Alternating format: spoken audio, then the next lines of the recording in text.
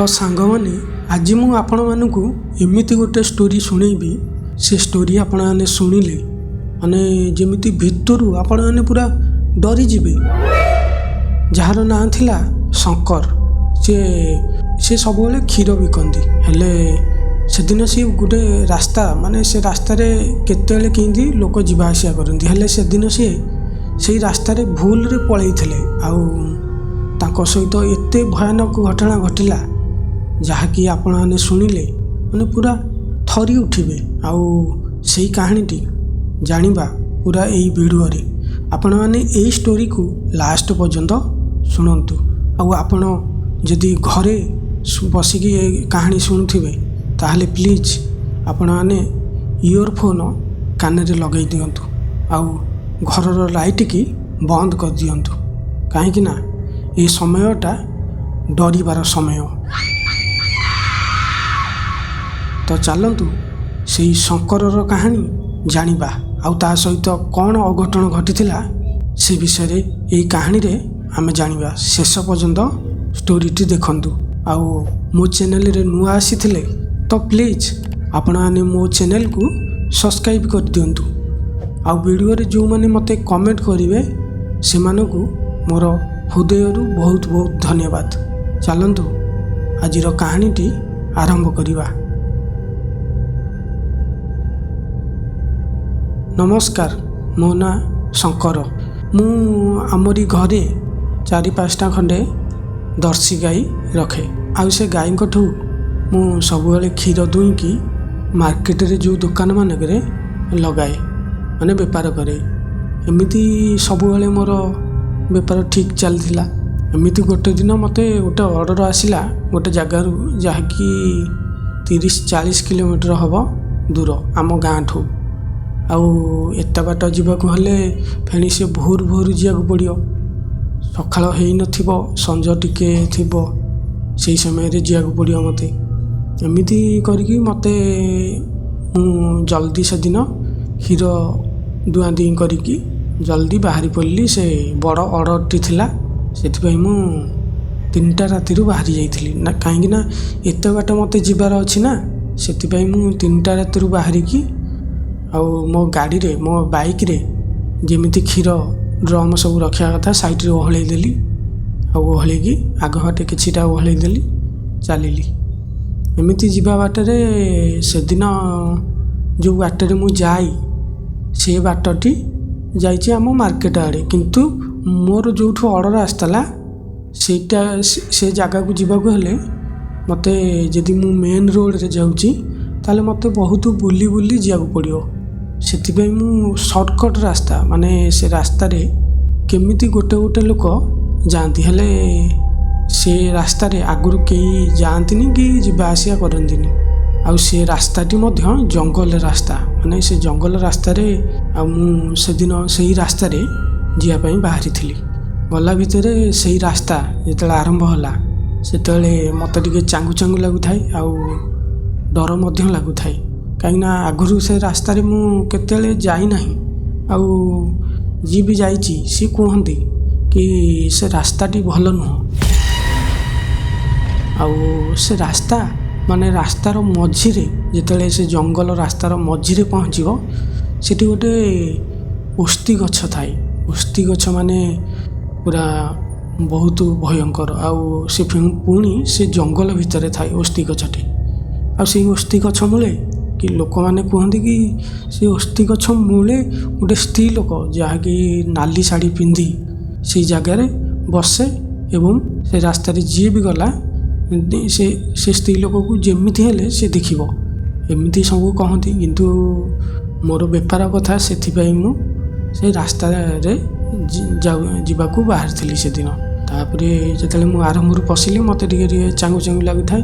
Bike रे मोर आराम से मु धीरे धीरे बेसी स्पीड नहीं कहीं क्षीर हारा सब लोड अच्छी अधिक मु स्लो स्लो जाए। स्लो स्लो जीवा भितर जेतले से ओस्ती गछटी आसी न थाई से समय रे मु मोर पछबाटू गोटे बाइक वालार शब्द शुगाला। मु जाऊ थाई आगे किंतु मो पछबाटू गोटे बाइक वाला हॉर्न माइला। मुझे बुलिकी अनेली गोटे बाइक वाला आसूची। कहली जहाँ गोटे ସାଥୀ ତ ମିଳିଗଲା। ଏମିତି ଖୁସି ହେଇକି ମୁଁ ଗାଡ଼ି ଟିକେ ସ୍ଲୋ କଲି। ସେ ଭାଇ ଜଣକ ଆସିଲେ ଯେତେବେଳେ ମୋଠୁ ଆଗରେ, ମାନେ ମୁଁ ରହିଗଲି, ମୋତେ ଓଭରଟେକ୍ କରିକି ସେ ଆଗକୁ ପଳେଇଲେ। ଆଉ ଯେତେବେଳେ ଆଗକୁ ଗଲେ ମୁଁ କହିଲି ଲୋକଟା କ'ଣ ଏତେ ସ୍ପିଡ଼ ଯାଉଛି, ଆଉ କ'ଣ ଜଲ୍ଦିରେ ଥିବ ଲାଗୁଛି। ଆଉ ଏମିତି ଭାବିକି ମୁଁ ଅନେଇଲା ବେଳକୁ ସେ ତାରି ବାଇକ୍ ପଛରେ, ସେ ଲୋକ ପଛରେ ଗୋଟେ ସ୍ତ୍ରୀ ଲୋକ ବସିଥିଲା, ଯିଏକି ନାଲି ଶାଢ଼ୀ ପିନ୍ଧିଥିଲା, ବହୁତ ସୁନ୍ଦର ଦେଖିବାକୁ। ସେ ସ୍ତ୍ରୀ ଲୋକଟି ତାର ଶାଢ଼ୀ, ସେ ଯେଉଁ ଲୁଗାଟି ପିନ୍ଧିଥିଲା, ସେ ଲୁଗାର କାନି ମାନେ ପବନରେ ଏମିତି ଉଡ଼ିକି ତାଙ୍କରି ବାଇକ୍ ଚକା ପଛ ଚକାରେ ବସିବାକୁ ଯାଉଛି। ମୁଁ ସାଥୀ ଗାଡ଼ି ସ୍ପିଡ଼ କଲି, ମୋ ଲକ୍ଷ୍ୟ ପଡ଼ିଗଲା। ମୁଁ ସାଥୀ ଗାଡ଼ି ସ୍ପିଡ଼ କରିକି ଗଲି।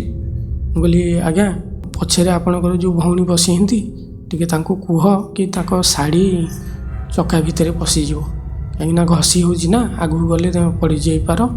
ଆଉ ତାଙ୍କୁ କୁହ ଶାଢ଼ୀଟା ଟିକେ ଉପରକୁ ଟେକିଦେବେ।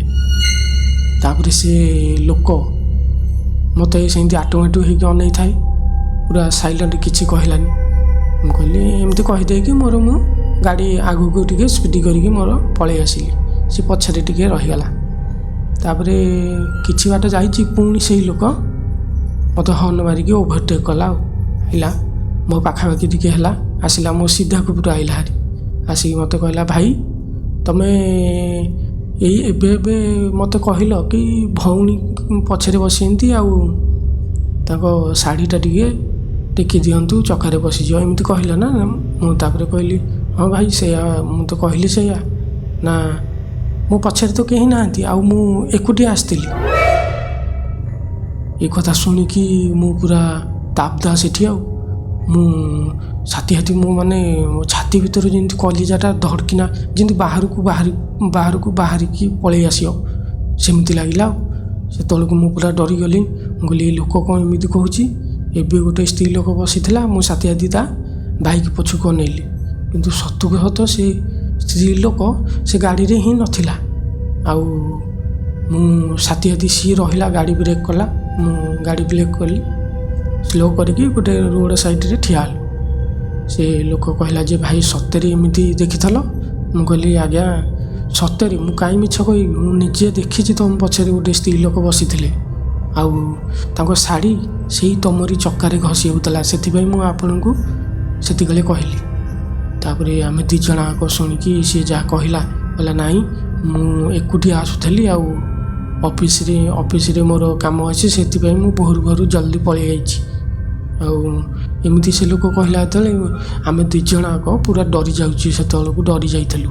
ଆଉ ଆମେ ଦୁଇ ଜଣ ଯାକ ପଛକୁ ବୁଲିକି ଅନେଇଲୁ। ପଛକୁ ବୁଲିକି ଅନେଇଲା ଆସିକି ଗୋଟେ ଦୂରରେ, କିଛି ବାଟ ଦୂରରେ ଗୋଟେ ଛାଇ, ମାନେ ଗୋଟେ ଲୋକ ଠିଆ ହେଲା ଭଳିଆ ଛାଇ, କିନ୍ତୁ କେହି ନାହାନ୍ତି ସେଠି।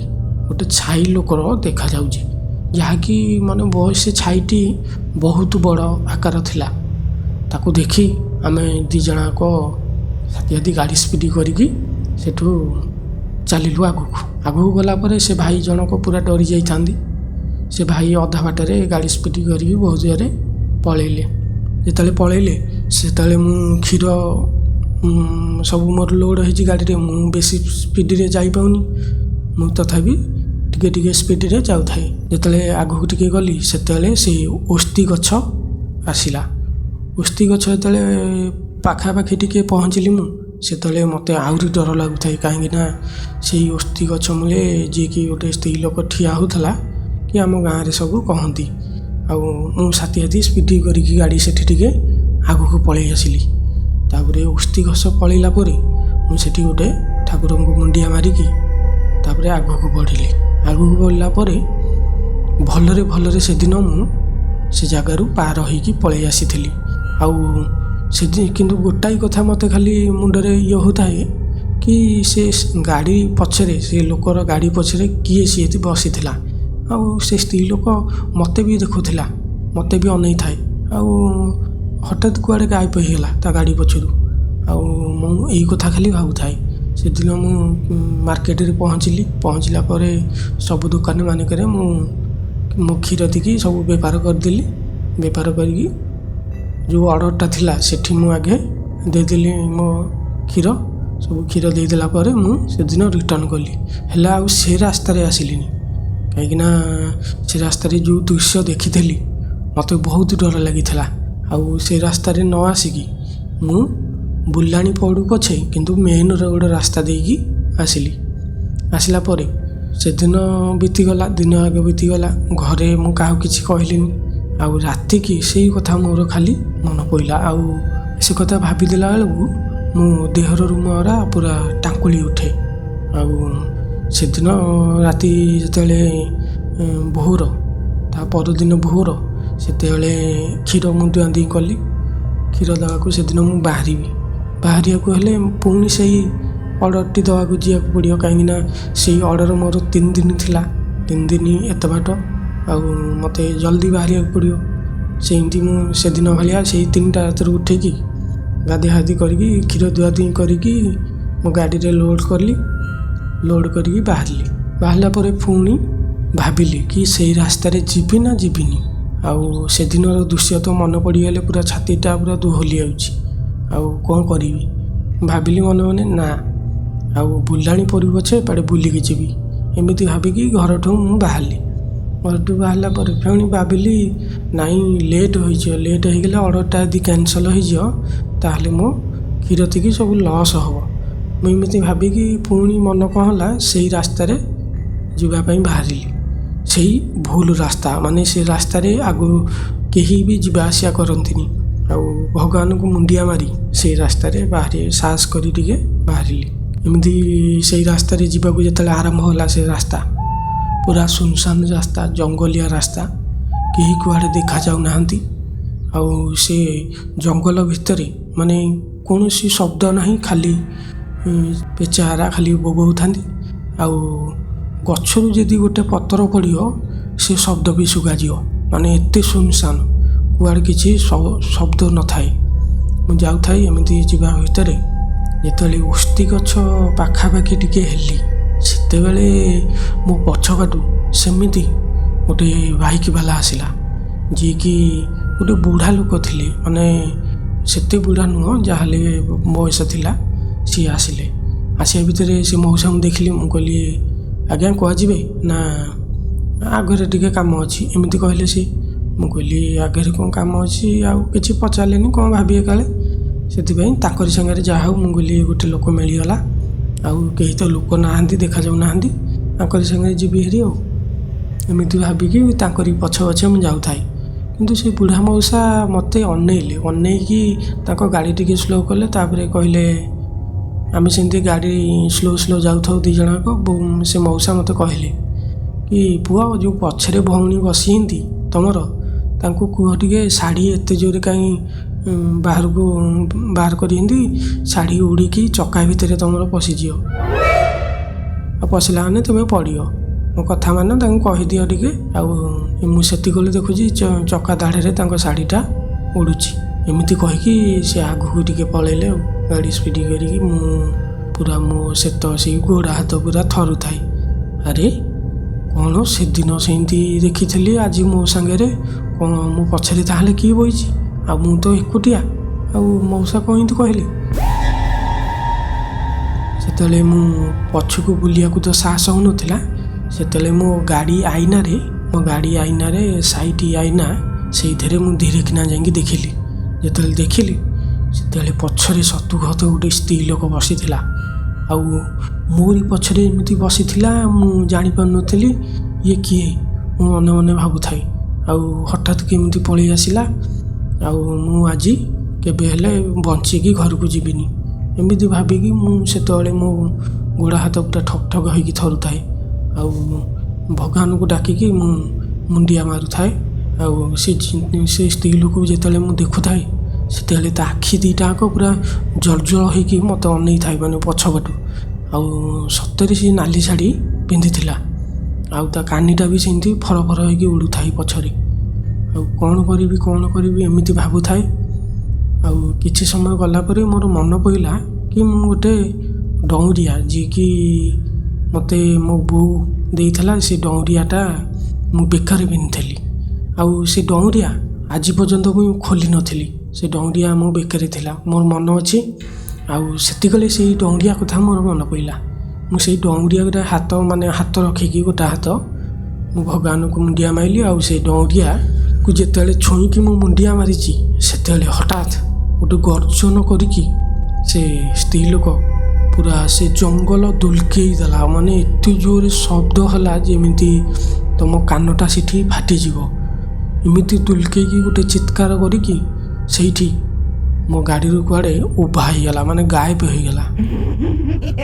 ଆଉ ଗୋଟେ ଗଛ ମୋଡ଼ିକି ମୋ ପଛପଟୁ ଗୋଟେ ଗଛ ମୋଡ଼ିକି ଭାଙ୍ଗିକି ପୁରା ସେଇ ରୋଡ଼ ଉପରେ ପକାଇଦେଲା। ମୁଁ ଏସବୁ ପଛରେ ମୁଁ ଯେତେବେଳେ ବୁଲିକି ପଛକୁ ଅନେଇଲି ସେତେବେଳେ ସେଇ ଗଛ ଗୋଟାଏ ବଡ଼ ଗଛ ଯାହାକି ସେ ପୁରା ଏମିତି ନୁଆଁଇକି ଭାଙ୍ଗିକି ପୁରା ତଳେ ପକାଇଲା ସେଇ ରୋଡ଼ରେ। ଆଉ ଏ ଦୃଶ୍ୟ ଦେଖି ମୁଁ ପୁରା ସେଦିନ ପୁରା ତାବଦା ହୋଇଯାଇଥାଏ। ସାଥି ମୁଁ ଗାଡ଼ି ସ୍ପିଡ଼ କରିକି ଆଗକୁ ପଳେଇ ଆସିଲି। ଆଉ ସେବେଠାରୁ ଆଜି ପର୍ଯ୍ୟନ୍ତ ମୁଁ ସେ ରାସ୍ତା ଦେଇକି କେବେ ହେଲେ ଗଲି ନାହିଁ।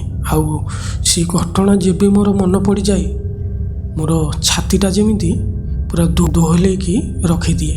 ଆଉ ସେ ଘଟଣା ଆଜି ପର୍ଯ୍ୟନ୍ତ ମୁଁ ଭୁଲି ପାରିନି। ଆଉ ସେ ଘଟଣା ଯେତେ ମୁଁ ଗାଁ ଲୋକ କି ସାଙ୍ଗମାନଙ୍କୁ କହିଲି ଏ ଘଟଣା ବିଷୟରେ, ହେଲେ ଏ କଥା କେହି ବିଶ୍ୱାସ କଲେନି। କିନ୍ତୁ ସେଦିନ ଯାହା ମୋ ସାଙ୍ଗରେ ଘଟିଥିଲା ସେ ବୁଢ଼ା ମଉସା ସାକ୍ଷୀ ଥିଲେ, ଯିଏକି ଗାଁରେ ସମସ୍ତଙ୍କୁ ଆମର କହିଥିଲେ। ସେଇଦିନ ଠାରୁ ସେ ରାସ୍ତାରେ ମୁଁ କ'ଣ ଆମ ଗାଁ ଲୋକ ମଧ୍ୟ ସେ ରାସ୍ତାରେ କେହି ଯାଆନ୍ତିନି।